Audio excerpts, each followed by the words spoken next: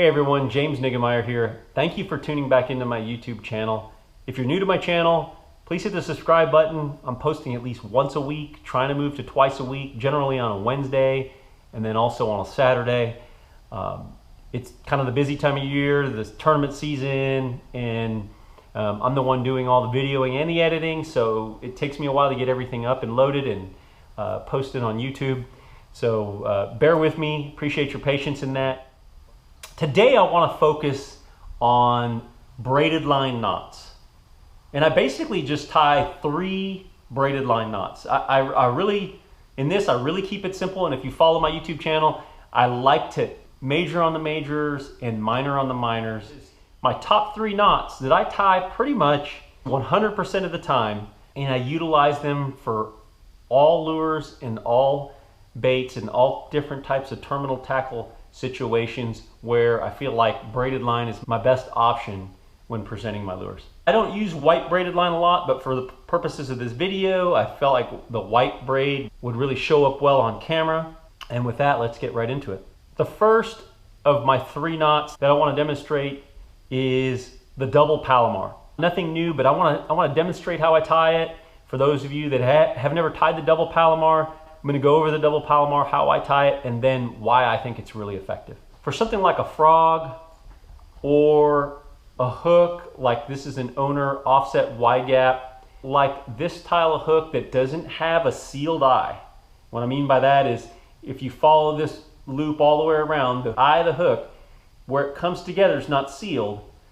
And a lot of times when you have braided line, if you pull it really tight, it can actually come through and pop through that eye that isn't sealed.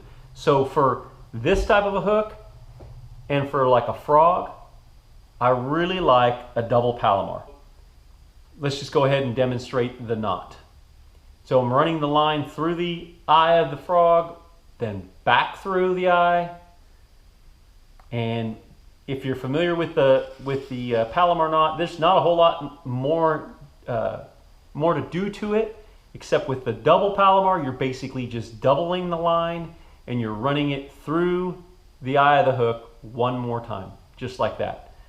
So I've run it through the eye, then double back and gone through again another time.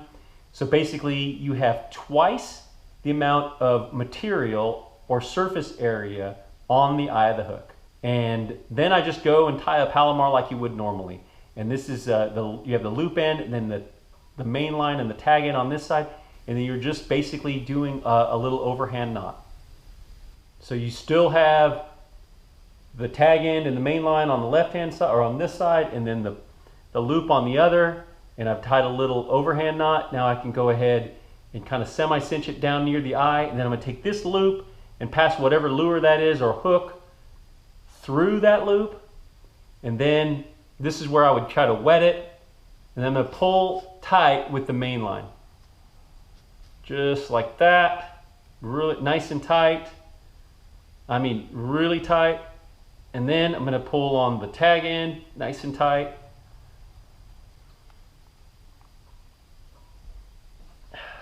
And I feel like it's real important to get it as tight as possible. And basically what you end up having is a knot with twice the amount of material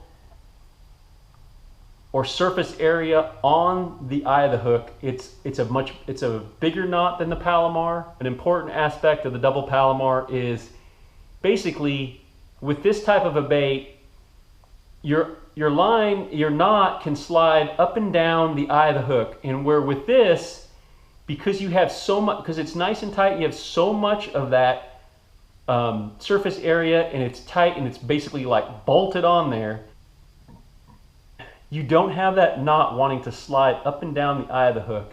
So if you're working your frog like this and a fish eats it going this way, and you essentially have the line tie turned around like this, basically you have to turn that frog around in order to get the hooks going into the roof of the fish's mouth.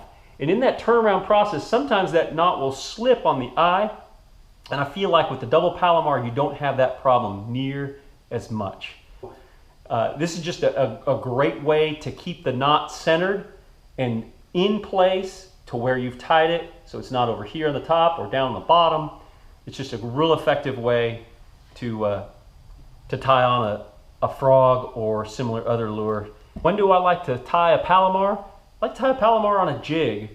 Whenever I'm using braid, if I'm throwing a jig where I feel like I'm in really heavy cover or grass or something where braided line is a better option over fluorocarbon, just a standard Palomar, especially on a jig with an eye that's not that big, doesn't have near as much surface area to slide around on. I'm just tying a regular Palomar.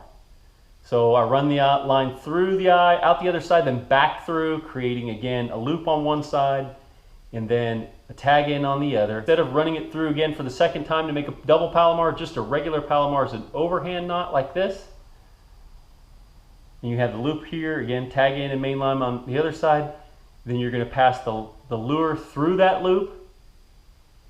And then I try to bring it up there, up on top, and then cinch it and kind of tighten it up just a little bit, wet it, and pull tight. So that's the way I tie a Palomar with braided line. And again, cinch it real nice and tight because braid can slip. So it's important that whenever you tie braid, I like to really wrench on it to make sure that it's almost fused around the eye of the hook. The knot that I believe I've done a demonstration in the past, and maybe even on my own YouTube channel, I know I've done it for other media outlets, is the snell knot. And I love the snell knot when I have a hook like this Owner Jungle flipping hook that has a sealed eye. That's when I really like the snell knot. And the first thing you're going to do, you want to pass the line through the business end of the hook, which is the hook side, not the non-business side, right? It's got to be that side with the way that I tie it. I think there's a couple of different ways to tie a snell. That's just the way that I've done it, and it's worked really well for me. I bring out a good length of material, loop it around. So you've got the line going through the eye, you loop it around, and then I just kind of hold it right over the eye. So you main line, loop, tag in.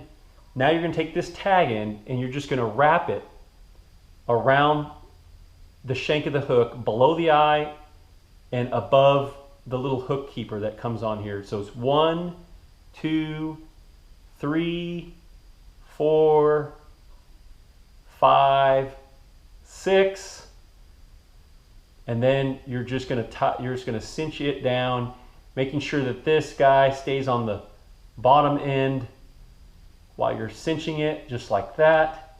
And with that, I'm going to go ahead and tighten everything down again.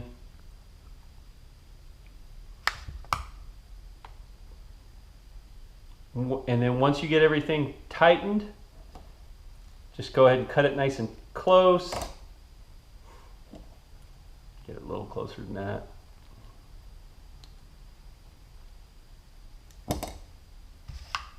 Just like that, and you can see those wraps are just tight right up below the eye of the hook and above the keeper right there. This is a really below the eye of the hook and above the keeper right there.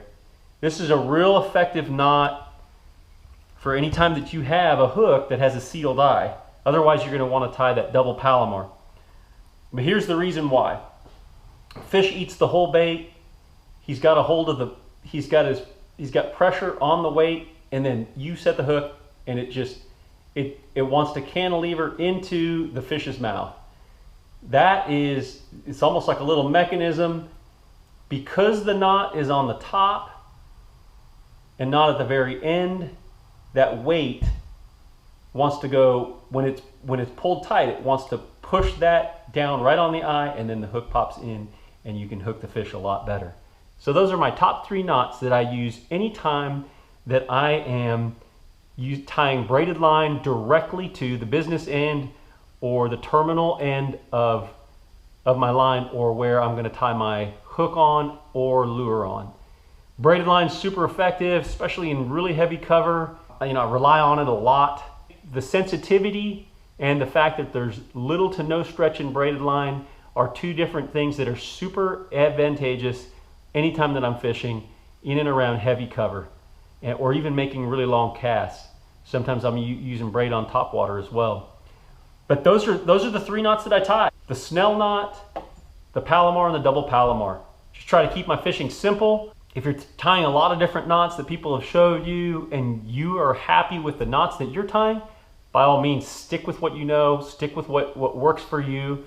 But if you're having some challenges and you want to kind of keep your fishing more simple and not trying to tie so many different knots, try these three: the Palomar, the double Palomar, and the snell knot. Those 3 knots are my top 3 knots for any time I'm fishing braided line. Appreciate you guys tuning into my YouTube channel. Hope this is some information that helps you. And if it is, give me a thumbs up, share it, give me a comment on what you thought about these knots. I'm sure they're knots that guys are quite familiar with, but if you're not familiar with it, become familiar with those knots. They're just really effective, a great way to tie a bait to the end of your line when you're using braid. And until next time, good fishing.